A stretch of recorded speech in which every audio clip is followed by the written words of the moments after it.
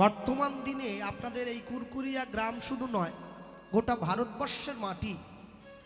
আমি যদি শুধুমাত্র বাঙালিদের কথা বলি, যে মেয়েটা বিয়ে হয়ে বাবার বাড়ির থেকে শ্বশুর বাড়িতে আসছে, সবার ক্ষেত্রে আমি বলবো না, কিছু কিছু ক্ষেত্রে দেখবেন বাপের বাড়ি থেকে শ্বশুর বাড়িতে বৌমা ঢুকছে, তার গলায় একটা জপের মালা ঝোলানো আছে, গলায় তুলসীর মালা, কপালে তিলক। গ্রামের লোক কিন্তু সেই নিয়ে হাসাহাসি করছে, মানে যারা বৌমা দেখতে এসছে, কি ব্যাপার নতুন বউ এখনই একবারে মালা তিলক টিলক করে।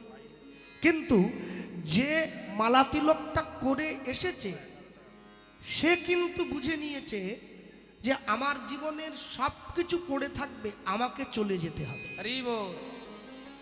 আজ যাই আর কাল। তা যদি না যাবে তাহলে মুসলমান বাড়ির লোকেরা 8 বছরের ছেলেকে মসজিদে পাঠায় কেন? লুঙ্গি পাঞ্জাবি টুপি পরিয়ে। 8-9 বছর বয়স যার, সে ধর্মের কি জানে? সে নামাজ পড়তে পারে? নামাজ তো শিখতে হবে, আরবি ভাষা শিখে তো পড়তে হবে, ফার্সি শিখতে হবে। সে মসজিদে কেন যাচ্ছে? কেন যাচ্ছে জানেন? একটা কারণে, পরিবারের লোক তাকে লুঙ্গি টুপি পাঠিয়ে মসজিদে পাঠায়, একটাই কারণ, ধর্ম জানার দরকার নাই, আগে ধর্মটাকে ধরুক। কথাটা বুঝতে পারছেন? জানতে হবে না, আগে ধরুক।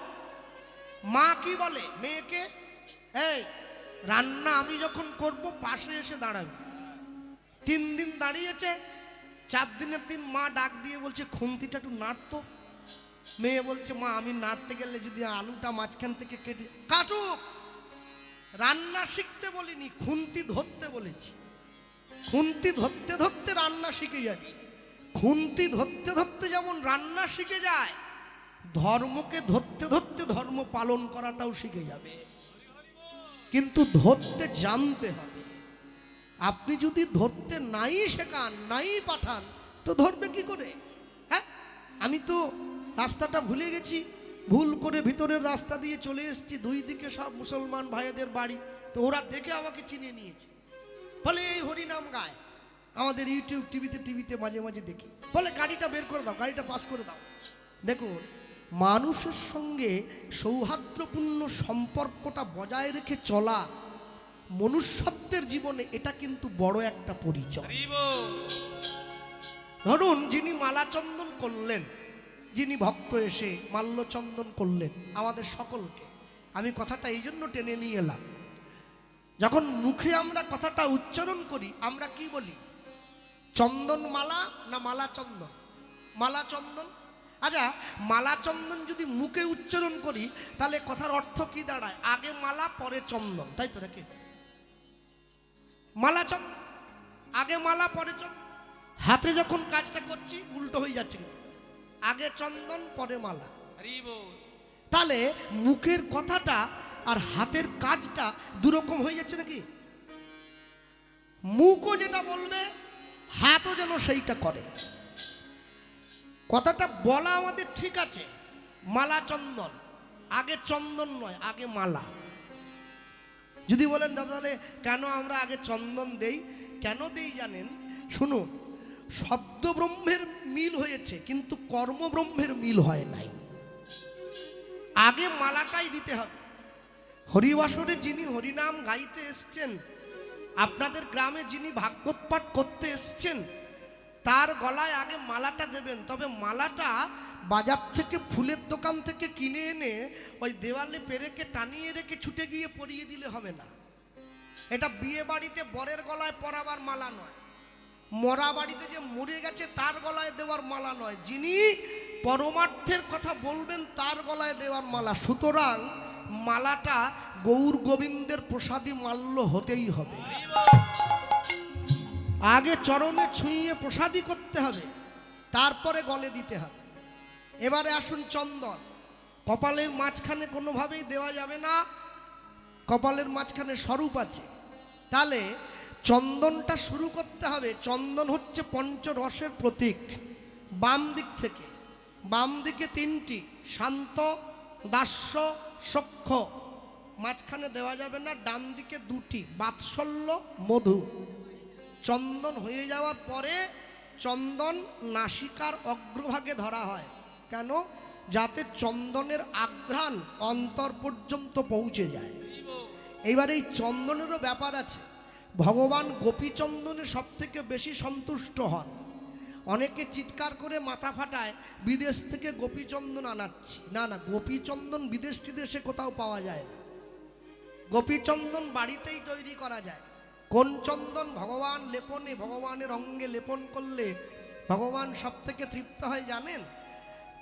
যে তুলসী গাছটা অনেক পুরনো হয়ে প্রাপ্তি হয়ে গেছে, শুকনো হয়ে গেছে, তুলসী গাছটা শেকড় সমেত তুলবেন। এবার শেকড়ের দিকটা নিচে কেটে ফেলে দিয়ে ওই নিচের যে মোটা ডাঁটাটা, মোটা কাণ্ডটা, ওইটা নিয়ে একটু গঙ্গা জল দিয়ে একটু অগুরু দিয়ে যদি চন্দন পীড়ার উপরে ঘষা দেওয়া হয়, খুব সুন্দর চন্দন বের হবে। ওইটা গোপীচন্দন বলা হয়। যা মাধবেন্দ্র পরিবার ভগবানের অঙ্গে লেপন করেছিলেন, ভগবানের অঙ্গে তাপ লেগেছে বলে সেই চন্দনে ভগবান সব থেকে বেশি তৃপ্ত হয়। এখন প্রসঙ্গ হলো প্রণমোহ কলিযুগ সর্বযুগ সার, হরিনাম সংকীর্তন যাহাতে প্রচার। এক এক করে তিনটে যুগ চলে গিয়েছে, সত্য, ত্রেতা, দাপর। আমরা কলিযুগের মানুষ। কলি মানে কি? কুঁড়ি। এখনো ফুল হয়ে ফোটেনি, সবে কুঁড়ি হয়েছে। তাতেই 12 বছরের মেয়ে বিয়ে করে নিচ্ছে, 10 বছরের ছেলে বিড়ি খায়, এখনো ফুল হয় নাই। তখন ফুল হয়ে ফুটবে কি? আমরা যদিও থাকবো না অতদিন, কারণ পরমায়ু তো অনেক, 4,32,000 বছর কলিযুগের আর কি। তা যখন পুরোপুরি ফুল হয়ে ফুটবে তখন তো সে আর বলাই যাবে না কি হবে না হবে, যাক সে ভগবান জানে। এখন প্রসঙ্গ হলো তিনটে যুগে ভগবান এসেছেন, কিন্তু কলিযুগের মানুষের সব থেকে বড় প্রাপ্তি কি জানেন? ভগবান সত্য যুগে 5 বার এলেন, মৎস্য, কুর্ম, বরাহ, নৃসিংহ, বামন। ত্রেতা যুগে 2 বার এলেন, রাম, পরশুরাম। দাপর যুগে 1 বার এসেছেন, কৃষ্ণ। কলিযুগে 1 বার এলেন বুদ্ধ রূপে, আরেকবার আসবেন উড়িষ্যার সম্বলপুরে বিষ্ণুযশা ব্রাহ্মণের ঘরে কল্কি অবতার রূপে। এই হচ্ছে ভগবানের 10 অবতার। তাহলে এর মধ্যে তো মহাপ্রভুর নাম নেই। তাহলে মহাপ্রভুকে আমরা অবতার বলবো কেন? কেন আমরা কীর্তনে পদ গাইব অবতারের সার গোরা অবতার কেন না চিনিলি তারে? কেন আমরা গাইব বড় অবতার ভাই বড় অবতার, পতিতের বিলা হলো প্রেমের ভান্ডার? কেনই বা আমরা গাইব কে যাবি ভাই ভবসিন্ধু পার, ধন্য কলিযুগ ধন্য চৈতন্য অবতার। এই যে বারবার অবতার শব্দটা প্রয়োগ করা হচ্ছে, মনে রাখবেন মহাপ্রভু অবতার নয়, মহাপ্রভু হচ্ছেন অবতরী। তরী মানে নৌকো। নৌকোতে উঠলে যেমন নদী থেকে এপার থেকে ওপারে চলে যাওয়া যায়, তার জন্য পয়সা দিতে হয়, কিন্তু হরিনামের নৌকোতে চেপে বসলে দুস্তর ভব সমুদ্র অনায়াসে পার হয়ে চলে যাওয়া যায়, তার জন্য কোনো পয়সা দিতে হয় না। সাক্ষাৎ রাধা কৃষ্ণ মিলিত তনু শ্রী গৌরাঙ্গ। রাধা কৃষ্ণের সঙ্গে যার কোনো ভেদ নাই, তিনি শ্রী গৌরাঙ্গ। অনেক শিক্ষিত মানুষ যুক্তি খোঁজে মহাপ্রভুকে ভগবান বলবো কেন? শোনো, রাধা গোবিন্দের চরণতলে যে কটি চিহ্ন রয়েছে, আমার মহাপ্রভুর চরণতলে সেই কটি চিহ্নই রয়েছে। এটা শিক্ষিত যুক্তিবিদদের জন্য। কেন জানেন? সবসময় জানবেন, তাহলে ভক্তরা তো প্রশ্ন করতেই পারে, বাবা তাহলে রাধাকৃষ্ণ মিলিত তনু যদি গৌরাঙ্গ হয়, তাহলে গদাধর কোথার থেকে এলো? কেননা ও তো রাধারানী নিজে এসছে, তাহলে যদি মিশেই গেল তাহলে আবার কোত্থেকে এলো? হ্যাঁ, রাধাকুণ্ডে পণ রেখে ক্রীড়া চলছে, খেলা, কে আগে কাকে ডুব দিয়ে ধরতে পারে। তো ভগবান তো ইচ্ছে করে হার মেনে গিয়েছে, গোবিন্দ ইচ্ছে করে হার মেনেছে। আর যখনই হার মেনেছে তখন সঙ্গে সঙ্গে সখীরা বলছে, রাধে তাহলে এবার গোবিন্দকে বুকে জড়াইয়ে ধর। হেরেই যখন গেছিস তাহলে আর তো কথা রাখতে হবে না। হ্যাঁ, কেননা ভদ্রলোকের এক কথা, যা জড়িয়ে ধর। এবার যেই জড়িয়ে ধরেছে, দুটি দেহ এক হয়ে যাচ্ছে। সখীরা দেখছে, এই রে সমস্যা হয়ে গেল, দুটো দেহ যদি সম্পূর্ণ এক হয়ে যায় তাহলে তো আর আমরা কৃষ্ণ বলে কাঁদতে পারবো না। ললিতা ছুটে গিয়ে বাধা দিচ্ছে, কি করছিস? এই যে সাবধান বাক্যটা প্রয়োগ করলো, এই সাবধান বাক্যে মিলন সম্পূর্ণ হলো না, কিছুটা বাকি থেকে গেল। ওই যতটুকু মিলে গিয়েছিল ওইটা গৌর হয়ে এলো, যেটা বাকি রয়ে গেল ওইটা গদাধর হয়ে এসে গেছে, আলাদা করে পৃথক দেহে ভজন করবার জন্য। হরি বল, হরি বল। সব সময়ের জন্য জানবেন মনুষ্য জীব আসতে, সরকার তো ঠিক করেছে ছেলে মেয়েগুলো পড়াশুনো মোটেই করে না, তাই স্কুলে তো আসে না, একটা বুদ্ধি করলে হয় নাকি? বলে কি করব? বলে আচ্ছা সকালবেলা যদি বাচ্চাগুলোকে একটু খাবার দেওয়া যায়, নাস্তা প্যাকেটটাকে চিড়া প্যাকেট, বলে ওসব দিলেও 5 টাকার খাবারে কেউ আসবে না, তাই কি দেবো? বলে একটা ডিম সিদ্ধ দাও, একটা করে সকল দিচ্ছে। হ্যাঁ, ওর বাচ্চার নাক দিয়ে শিকন গলে পড়ছে, ওর মা ওকে কোলে নিয়ে কোথায় যাচ্ছেন মা? বলে ছেলের ডিমটা নিয়ে আসি। ও খাবেনি কিন্তু ওর মা খাবে। হ্যাঁ, আবার যেদিন একটু ছাত্র কম হয় দিদিমণি কাঁচা ডিমও দিয়ে দেয়, বলে আজকে লোক নেই, যা নিয়ে যা বাড়ি গিয়ে ভেজে খাবি যা। এবার শুধু ডিমে কি হয় বাবা? একটু খিচুড়ি দিলে কেমন হতো, পেটটা ভর্ত।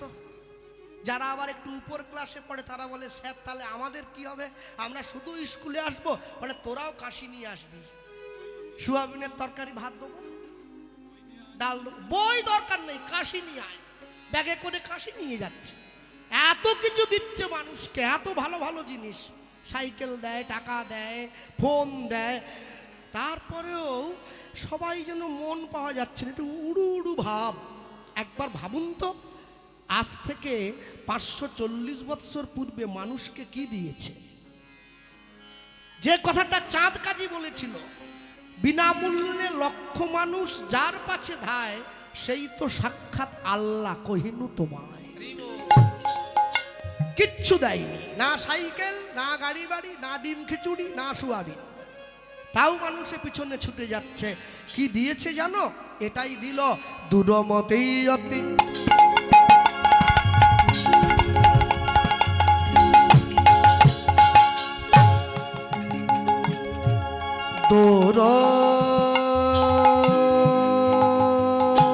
দূরমতি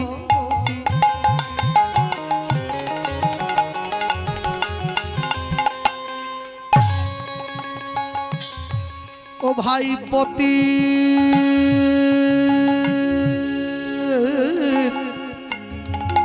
পতি পতি তো পাষণ্ডে ওই না দূরমতি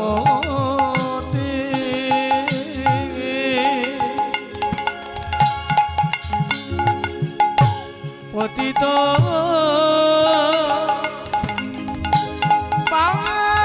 পাষণ্ডী আমার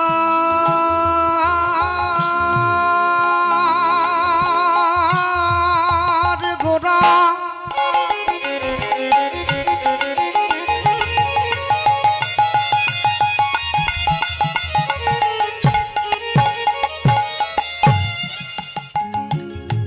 গোরা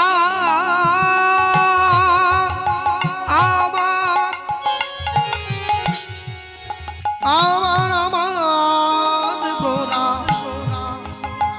আমার গোরা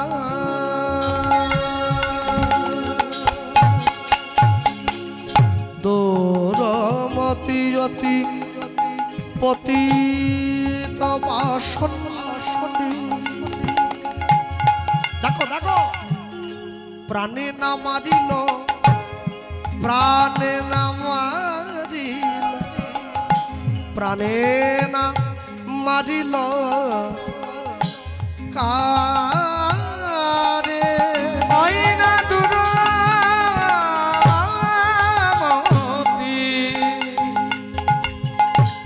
পতিত পাষণ্ডী নানা প্রাণে না মারিল, নানা প্রাণে না মারিল, প্রাণে না মারিল কানে। রাবণ কুম্ভকর্ণ মেরে ফেলা হয়েছে, হিরণ্যাক্ষ হিরণ্যকশিপু মেরে ফেলা হয়েছে, অগাসুর বকাসুর কংস পুতনা মেরে ফেলা হয়েছে, কিন্তু জগাই মাদাই উদ্ধার, চপল গোপাল উদ্ধার, মলয় চাঁদ কাজী উদ্ধার, বদার উদ্ধার কি এক নাকি? হরি নাম দিয়া জীবের হৃদয় শোধিল, যাচি গিয়া সবার ঘরে ঘর। উলুধ্বনি হরি নাম দিয়া জীবের হৃদয় শোধিল, যাচি গিয়া সবার ঘরে ঘরে। হরি নাম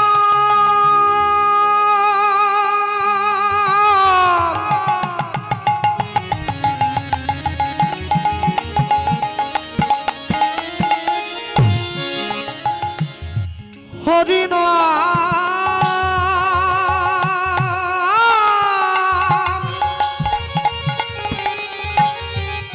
হরি নাম দিয়া জীবের হৃদয় শোধিল, যাচি গিয়া সবার ঘরে ঘরে। দেখো হরি নাম দিয়া জীবের হৃদয় শোধিল, যাচি গিয়া সবার ঘরে ঘরে। বলি যেচে সেধে হরি নাম দিল, সেজে যেচে সেদে হরি নাম দিল, ও যে ধনী গরিব নামা নিল, সেজে যেচে সেদে হরি নাম দিল, যে না মানিল তাদের নাম প্রেমে মাতাইল, সেজে যেচে সেদে হরি নাম দিল, ও যে জগাই মাধাইয়ের মতো মাতালকে হরি নাম বিলায়, সেদে হরি নাম দিল, ওই যে মলয় চাঁদ কাজীর মতো মুসলমানকে কৃষ্ণ প্রেম বিলায়। সেজে যেচে সেদে হরি নাম দিল, দেখো চপল গোপালকে উদ্ধার করে সে, সেজে যেচে সেদে হরি নাম দিল, ও যে হরি নামে হরিকে নামাইয়ে আনলো, সেজে যেচে সেদে নাম দিল, যে নাম আনিল তাদের নাম দিল, সেজে যেচে সেদে নাম দিল, ও যে হাতে ধরিল পায়ে পড়িল হৃদয় গৌর হরি বল। হাতে ধরিল পায়ে পড়ি, যেচে সেদে নাম দিল, যেচে সেদে হরি নাম দিল, হরি নাম দিয়া জীবের হৃদয় শোধিল, যাচি গিয়া সবার ঘরে ঘরে। হরি নাম দিয়া হৃদয় শোধিল, যাচি গিয়া সবার ঘরে ঘরে। যে ভগবানকে ভালোবেসেছে ভগবান তাকেও নাম দিয়েছে। দুজনেই তো হেরে গিয়েছে। কে হেরেছে?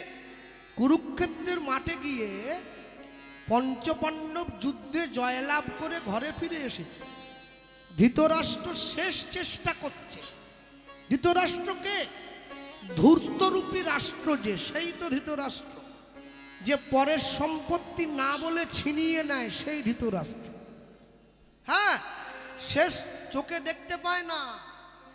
বাংলায় একটা কথা আছে না, হ্যাঁ, কানা বোবা খোড়া এক গুণে বাড়া, আচ্ছা 3 গুণে বাড়া। হ্যাঁ ঠিক ঠিক ঠিক, 3 জন না 3 গুণে বাড়া। হ্যাঁ, মায়ের ঠিক ধরিয়ে দিয়েছে। আমি দেখছিলাম আর কি, মায়ের মনে আছে নাকি, ভালোই মনে রেখেছে। এখন কথা, ধৃতরাষ্ট্র শুধু হাত বাড়িয়ে ভীমকে ডাকতেছে, ভীম তুমি কোথায়, এসো একবার জড়িয়ে ধরি, তুমি যুদ্ধে জিতে গেছ। কৃষ্ণ বুঝে নিয়েছে ভীম যদি সামনাসামনি যায় ও ভীমকে চেপে মারবে। মারবে মানে একবার থেতো করে ফেলবে। কেন জানেন? একটা ব্যাপার আছে, অহংকারী ব্যক্তি না সহজে নত হতে চায় না। কঠিন হৃদয় সর্প কুলক তেমন, তা হতে পাষাণ কিন্তু হয় দুষ্ট জন। মন্ত্র দ্রব্য গুণে সর্প হবে বশীভূত, কোনো মতে দুর্জন কিন্তু না হইবে নত। কৃষ্ণ বলে, ভীম তোমার যাওয়ার দরকার নেই, একটা পাথরের ভীম বানিয়েছি, ওকে এগিয়ে। ভীম বলে, আমার বংশের লোক আমাকে ডাকতেছে, আপনি আমাকে না বলছেন কেন? বলে, ওরে 18 দিন ধরে যুদ্ধ হলো, আমার কথা শুনে এলি আর শেষ মুহূর্তে শুনতে পাচ্ছিস না, একটু দাঁড়া। পাথরের ভীমটা গিয়ে ধৃতরাষ্ট্র জড়িয়ে ধরে সেই পাথরের ভীমটাকে টুকরো টুকরো করে দিয়েছে। চলে আসার পর কৃষ্ণ ভীমকে ডেকে বলছে, দেখেছিস ওর জায়গায় যদি তুই থাকতিস তাহলে তোর অবস্থা ওইরকম হতো। হ্যাঁ, ভীম বলে, ওইভাবে টুকরো করে ওটাকে ভেঙে ফেলার কারণ? বলে, ভেঙে ফেলার কারণ কি জানিস? সন্তান হারানোর ব্যথা। হৃদয়টা পাথর হয়ে গেছে, 100টা সন্তান চলে গেছে। এই হৃদয়টা যখন পাথর হয়ে যায় না, এই হৃদয় পাথর যখন জগতের পাথরকে জড়িয়ে ধরেছে, এই হৃদয় পাথরের চাপটা এই জড় জগতের পাথর আর সহ্য করতে পারে নাই, টুকরো হয়ে ভেঙে গেছে। সবসময় জানবেন, কলিযুগের মানুষের সব থেকে বড় প্রাপ্তি হচ্ছে, কলিযুগের মানুষ আমাদের জন্য নাম করছে স্বয়ং ভগবান। আমি অবাক হয়ে যাই, যত জায়গায় কীর্তনে যাচ্ছে, বেশিরভাগ সময় আমাকে সন্ধ্যের টাইমটা দিচ্ছে। আমি দেখতে পাচ্ছি যারা ইয়ং ছেলে মেয়ে, মানে কম বয়সী, আমার মতো 20-25 বছর, 18-19 বছর, তারা কেউ হরিনামের আসনে বসে না। তারা আইসক্রিম খাচ্ছে, ঘুগনি খাচ্ছে, যেন মেলা বসেছে, বাইরে দিয়ে ঘুরে বেড়াচ্ছে। তাহলে বসেছে কারা? যারা মোটামুটি একটা ভগবানের সঙ্গে যোগাযোগ রেখেছে তারা বসেছে। ওরা বসেনি কেন? কেন বসেনি জানেন? ভগবানের সঙ্গে মনের মিল হয় নাই। যতক্ষণ না পর্যন্ত ঈশ্বরের সঙ্গে মনের মিল হবে, ততক্ষণ পর্যন্ত ঈশ্বরের নাম আপনার কানে বিষের মতো মনে হবে। যেটা জগাই মাধায়ের হয়েছে, যেটা চপল গোপালের হয়েছে, যেটা মলয় চাঁদ কাজীর হয়েছে। নামের সঙ্গে মনের মিলটা করবেন। নামের সঙ্গে মনের মিল যদি ঘটাতে চান, সবার আগে সর্বপ্রথম একটা দুটো জিনিস আপনাদেরকে বাদ দিতে হবে। হ্যাঁ, আশ্চর্য কি জানেন, আজকে আপনাদের কুরকুরিয়াতে কীর্তন হচ্ছে, ভগবানের নাম হচ্ছে, ভগবানের নামকে কেন্দ্র করে গ্রামে আত্মীয় বন্ধু বান্ধব কুটুম্ব সবাই এসে গিয়েছে, সকলে ভিড় করে এসছে। এখন সকলে ভিড় করে আসতে গিয়ে দেখা যাচ্ছে যেখানে লোকের ভিড়ও বেশি, সেখানে মেলাঘাটে দোকানপাটও একটু বেশি বসে, সেটা আমি জানি। আমাদের মেদিনীপুরেও তো বসে। দুঃখ কি জানো, তোমরা মেলাঘাটে চাউমিন খাচ্ছ, খাও, কিন্তু হরিনামকে কেন্দ্র করে ডিম সিদ্ধ খাচ্ছ কেন? হরিনামকে কেন্দ্র করে ঘুগনির উপরে পেঁয়াজ দিয়ে খাচ্ছ কেন? হ্যাঁ, লোকে বলে পেঁয়াজ খেলে কি হবে? না না, পেঁয়াজ খেলে কি হবে নয়, তুলসীর মালা গলায় পরতে হয়। লোক যদি বলে আমি কোমরে পরবো, কি হবে? কোমর কি তুলসী মালা পরার জায়গা? হ্যাঁ, গলায় কি ঘুমসি পরবার জায়গা? তুলসীর মালাটা কণ্ঠে দিতে হয় কেন? শরীরের তো 3টে ভাগ, সত্য, রজ, তম। তুলসীর মালা সত্যগুণের প্রতীক, তাই সত্য অংশেই তাকে রাখতে হবে। আজকে ভগবানের নাম, ভগবানের ঘট যে গ্রামে বসেছে, আজকে বা হোক, কালকে হোক, একদিন হোক, দুদিন হোক, সেই গ্রামের মায়েরা, সেই গ্রামের বাবুরা কেউ হরিনাম চলাকালীন গ্রামে আমিষ ঢুকাবে না, তবেই তো হরিনামের কৃপা পাবে, না হলে কি করে পাবে? হ্যাঁ, কত জন্মের স্বীকৃতি ছিল বলে বসে হরি কথা শুনতে পাচ্ছেন, এটা কি কম বড় সৌভাগ্য নাকি? তাহলে তো লটারির টিকিট সবাই কাটলে সবার টাকা লেগে যেত, সবার লাগে না, একজনের লাগে। হরের নামৈব হরের নামৈব হরের নামৈব কেবলম কালেও নাস্তেব্য নাস্তেব্য নাস্তেব্য গতিরন্যথা। গতি নাই, গতি নাই, গতি নাই। গতি নাই কেন? নামকে অন্তর থেকে ভালোবেসে দেখো তো গতি আছে কিনা।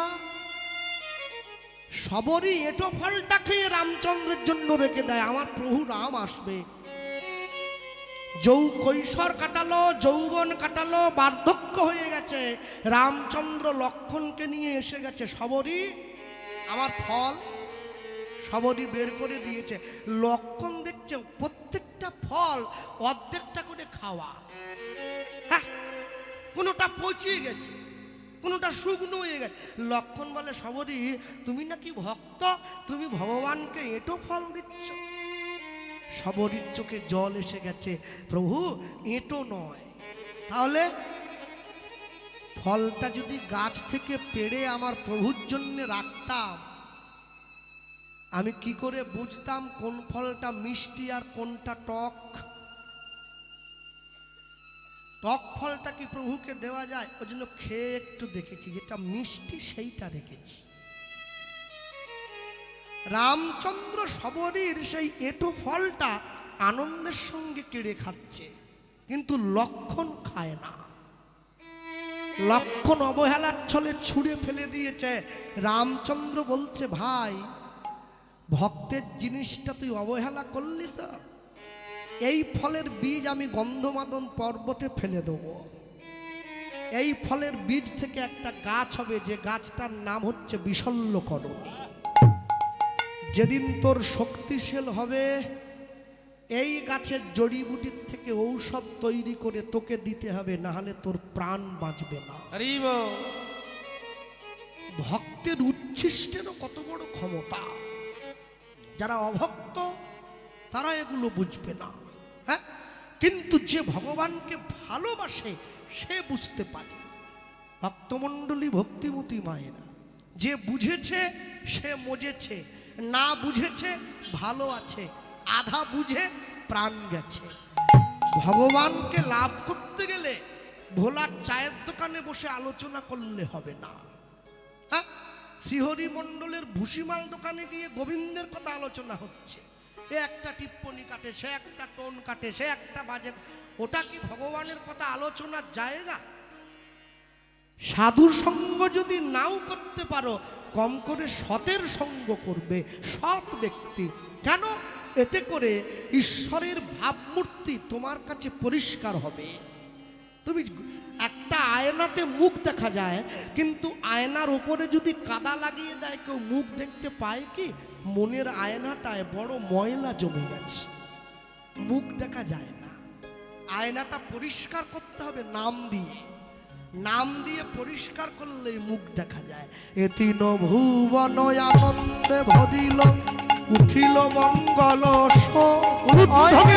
তিন ভুবন আনন্দে ভরিল, উঠিল মঙ্গল।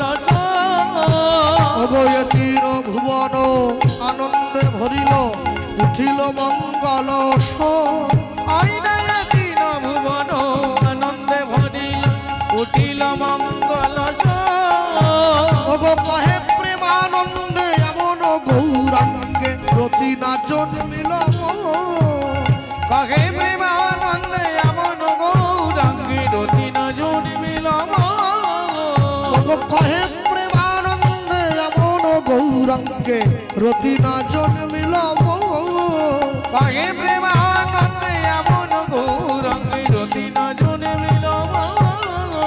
বলি আমার ভাগ্যে হলো না গো, আমার ভাগ্যে হলো না। বলি আমার ভাগ্যে হলো না গো, আমার ভাগ্যে হলো না। সবাই তোমার নাম নিল। আমার ভাগ্যে হলো না। বলি সবাই তোমার নাম নিল। আমার ভাগ্যে হলো না। বলি আমি পতিতে পড়ে রইলাম। হরি হরি আমি পতিতে পড়ে রইলাম। আমার ভাগ্যে হলো না। আমার ভাগ্যে হলো না। কহে প্রেমানন্দে এমন গৌরাঙ্গে রতি না জন্মিল। কহে প্রেমানন্দে এমন গৌরাঙ্গ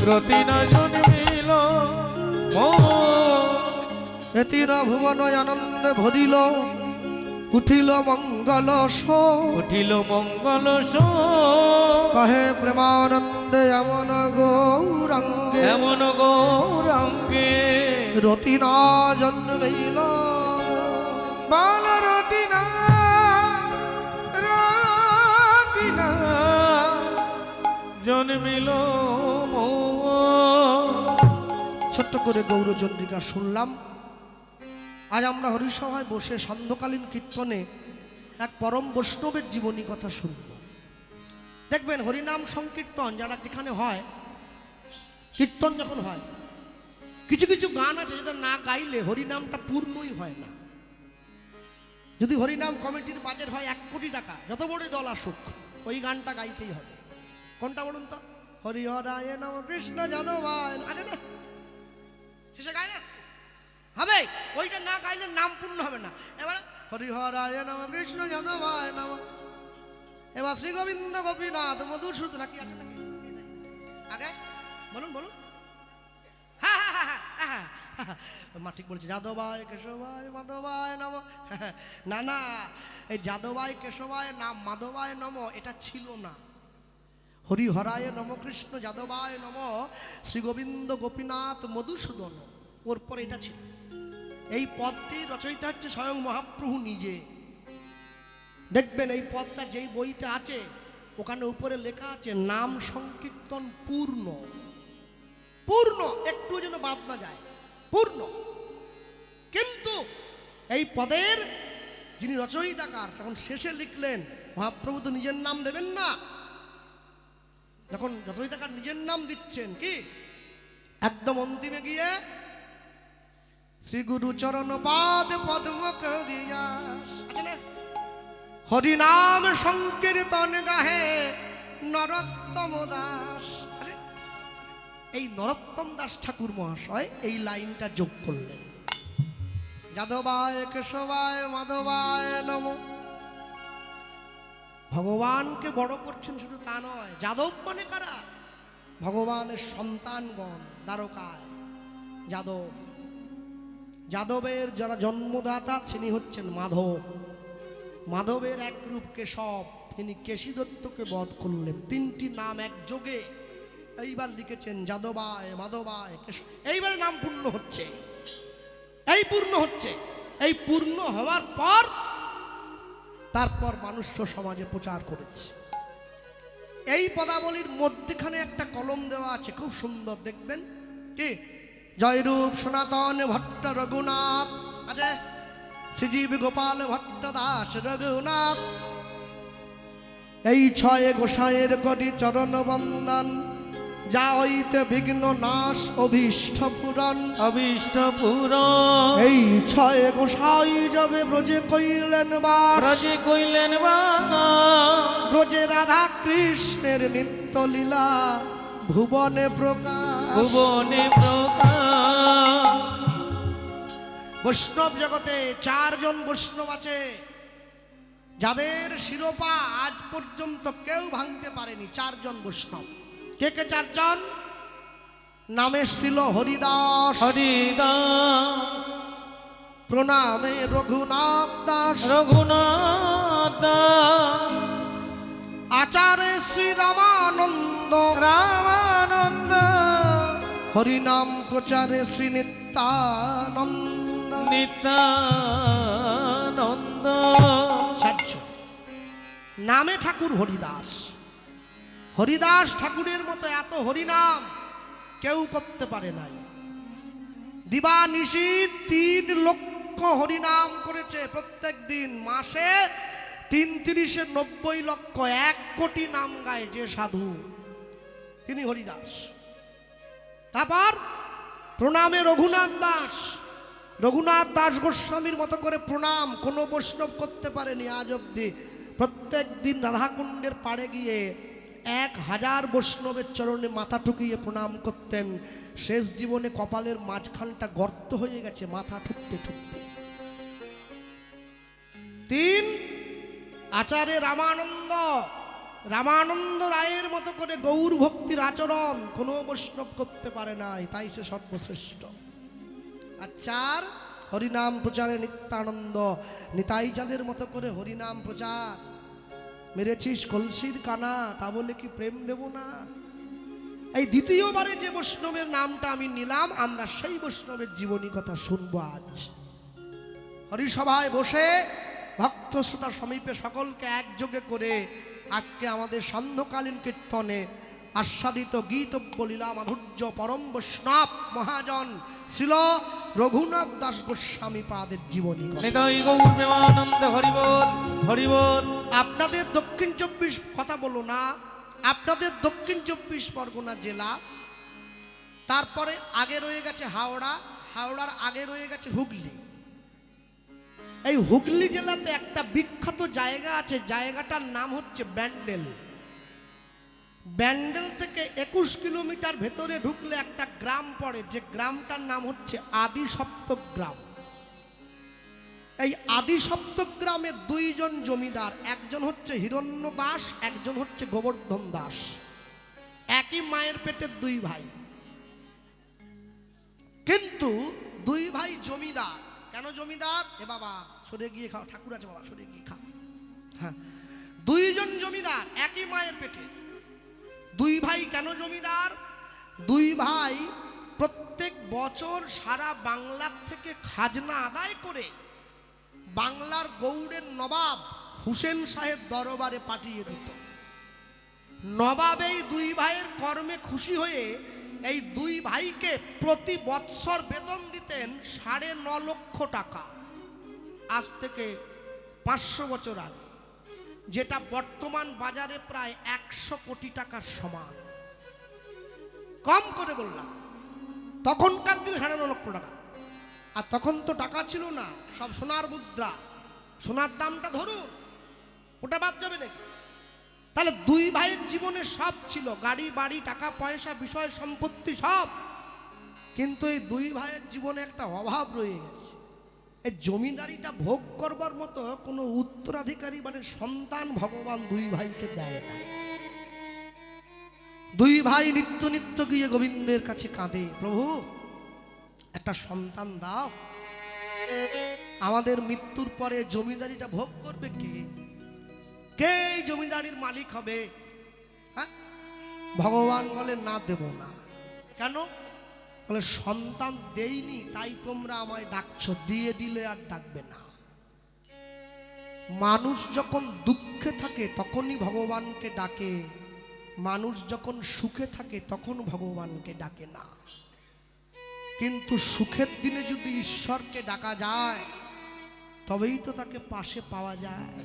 হ্যাঁ, ছেলের হাত ধরে বাবা মন্দিরে ঢুকেছে, মন্দিরের দরজার বাইরে দুটো পাথরের সিংহ দাঁড়িয়ে আছে হাঁ করে।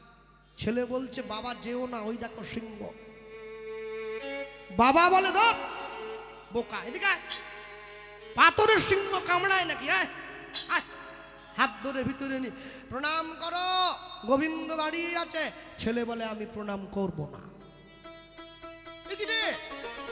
তুই হিন্দু বাড়ির ছেলে, ভগবানকে প্রণাম করবি না? বলে না, পাথরের সিংহ যদি না কামড়ায় তাহলে পাথরের ঠাকুরে আমার প্রণাম নেবে কি করে? হ্যাঁ, আমি নেব না, প্রণাম করব না। মন্দিরের সেবক বসেছিল পাশে, ছুটে এসে ছেলেটাকে দাঁড়িয়ে বলছে, খোকা পাথরের সিংহ কামড়াবে না, কিন্তু ডাকার মতো ডাকলে পরে সে কি ঘরে রইতে পারে?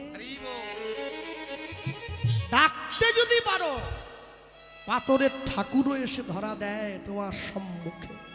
প্রণাম করো। আপনারা কি ভাবলেন হিরণ্যকশিপুর প্রহ্লাদকে কত কষ্ট দিয়েছে বলুন তো? আগুনে ফেলেছে, হাতির মুখে ফেলেছে, সাপের ঘরে বিষ খাইয়ে দিয়েছে। এমনি নয়, ওরা বাপ বেটা আগে থেকে যুক্তি করে নিয়েছে। হিরণ্যকশিপু প্রহ্লাদকে বলছে, হ্যাঁ রে খোকা, কি করলে কৃষ্ণ পাওয়া যায়? প্রহ্লাদ বলে, বাবা নয়নের জল দিয়ে ডাকলেই আমার প্রভু চলে আসে। হিরণ্যকশিপু বলে, আমার তো নেই। কেন? আমার অহংকার আছে, আমার অভিমান আছে, আমার আত্মগৌরব আছে, চোখের জল নেই। প্রহ্লাদ শিখিয়ে দিচ্ছে, বাবা ওইগুলো দিয়ে ডাকো, যেটা তোমার আছে বলে তাহলে ওটা দিয়ে ডাকবো কি করে? বলে ডাকতে যদি না পারো আমাকে কষ্ট দাও, আমি তো ডাকবো। ভগবান নিজের কষ্ট সইতে পারে, ভক্তের কষ্ট সইতে পারবে না। নিজ নিন্দা কৃষ্ণ সহিবারে পারে, ভক্তের নিন্দা প্রভু সহিবারে না রে। আমাকে দুঃখ দাও। হিরণ্যকশিপু প্রহ্লাদের সঙ্গে যুক্তি করে প্রহ্লাদকে দুঃখ দিচ্ছে। ভগবান দাঁড়িয়ে পড়েছে নরসিংহ হয়ে। ভগবান যখন হিরণ্যকশিপুকে নিজের জানুর ওপরে শুইয়ে দিয়েছে, হিরণ্যকশিপু হাত জোড়ো করে ভগবানকে বলছে, প্রভু মৃত্যুটা আমার যত যন্ত্রণার হোক আমার কষ্ট হবে না। কেন জানো? যত কষ্টেই মারা যায় না কেন, তোমার চরণটা পেয়ে গেলাম, এটাই সব থেকে বড়। একবার ভাবুন, হিরণ্যকশিপুর মতো দৈত্য যদি গোবিন্দ চরণ পেতে পারে, পুতনার মতো রাক্ষসী যদি ভগবানের চরণ পেতে পারে, তাহলে আমরা পাবো না? কি এমন কর্ম করেছিলাম আমরা পাবো না? হ্যাঁ, দুই ভাই আজকে গোবিন্দের মন্দিরে গিয়ে দুইজনে ভগবানকে আজকে যুক্তি করে ডাকছে। যুক্তিটা কি?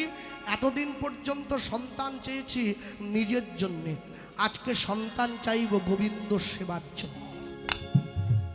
দেখি কেমন করে তুমি না দিয়ে থাকতে পারো। এইবারে ভগবান বিপদে পড়ে গেছে।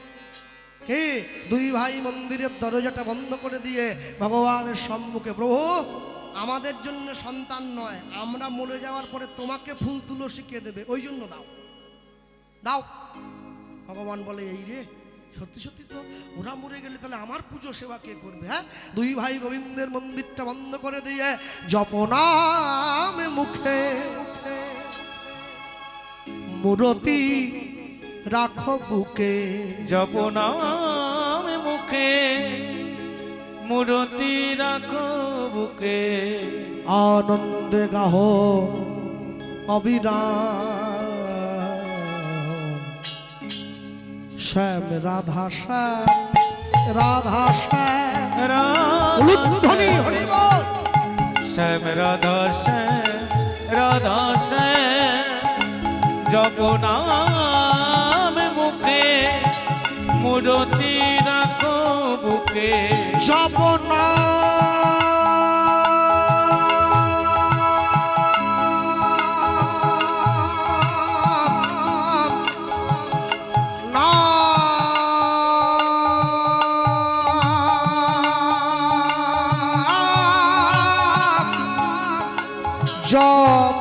জপনাম জপনাম জপনাম জপনামে মুখে মূরতি রাখো বুকে।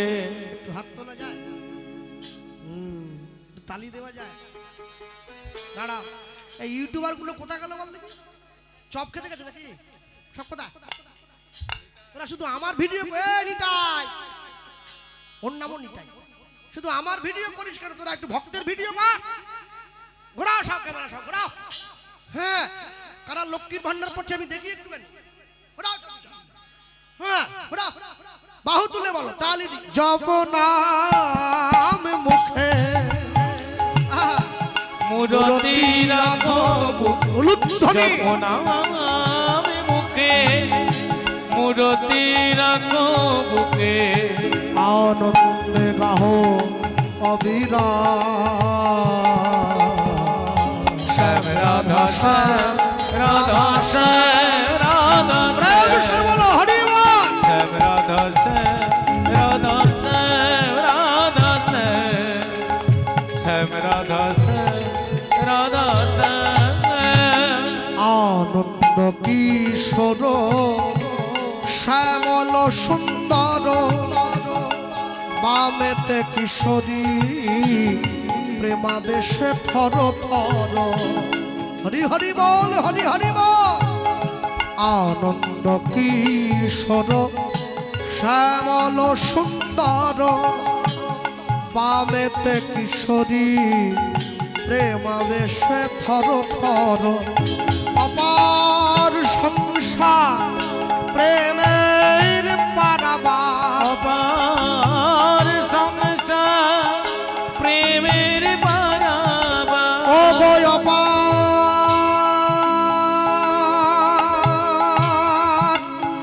সংসার প্রেমের পারাবার আমার সংসার প্রেমের পারাবার গৃহ হবে ব্রজধাম শ্যাম রাধা শ্যাম রাধা শ্যাম হরি হরি বল, হরি রাধা হরি বল। শ্যাম রাধা শ্যাম রাধা শ্যাম রাধা শ্যাম রাধা শ্যাম রাধা শ্যাম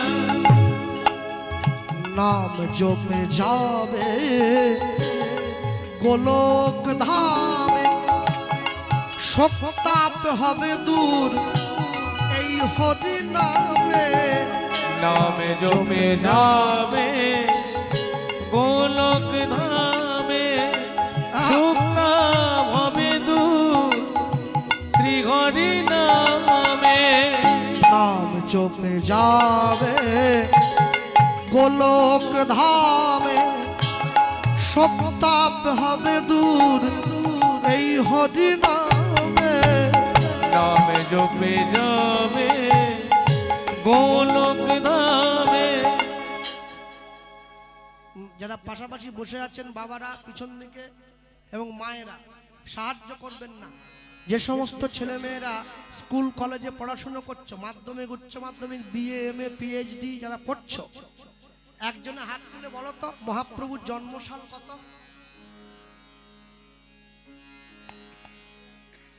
হবে না? হবে না? হবে না? আচ্ছা, অনুরাগের ছোঁয়া সিরিয়ালের নায়িকার নাম কি? মুখস্থ আছে, ঘুরছে। নাম জপে যাবে গোলক ধামে আমি শুধু সনাতন ধর্মের বর্তমান প্রেক্ষাপটটা চোখে আঙুল দিয়ে দেখালাম আর কি। এই আমাদের ধর্মের অবস্থা। নাম জপে যাবে গোলক ধামে শোক তাপ হবে দূর এই হরি নামে নামে জপে যাবে গোলক ধামে সুক্তা ভবে দূর শ্রী হরি নামে সাধন সিদ্ধি হবে পূর্ণ হবে মনস।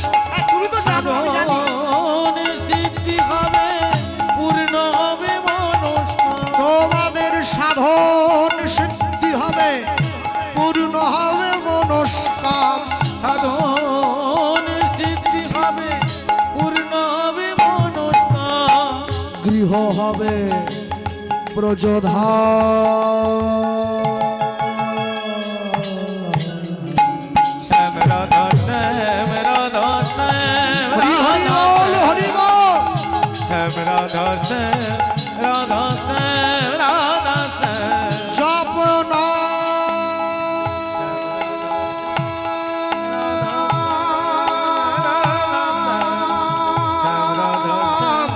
রাধা জপ নাম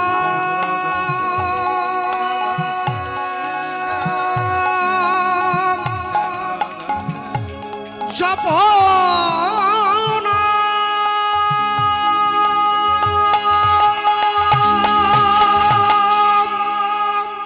জপরাম মুখে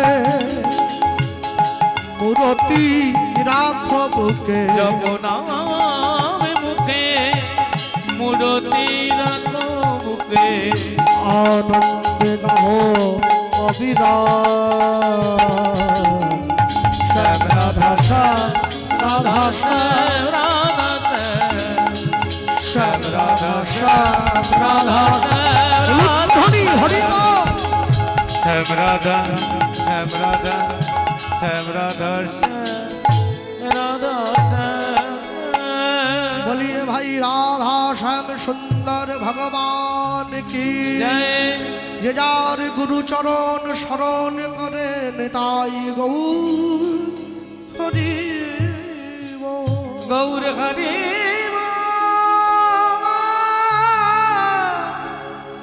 নিতাই গৌর